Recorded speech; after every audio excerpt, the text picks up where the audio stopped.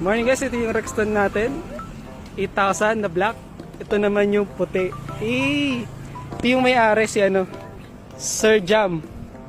Yung may-ari ng Rexton na white. Bali yung paint job ng Rexton niya is white and gold. Yan. Ganda ng ang ganda ng build. Tapos ngayon nakapagpalit siya ng bagong wheelset. Yan. Super thin. Then yung tires niya, Schwalbe, Schwalbe 1. Schwalbe 1. Ang ganda ng pagka-tanwall niya. Then sa bar tape, yan, physique na white. Solid. Then tinakpan na lang yung internal. Dahil naka full internal cabling na siya.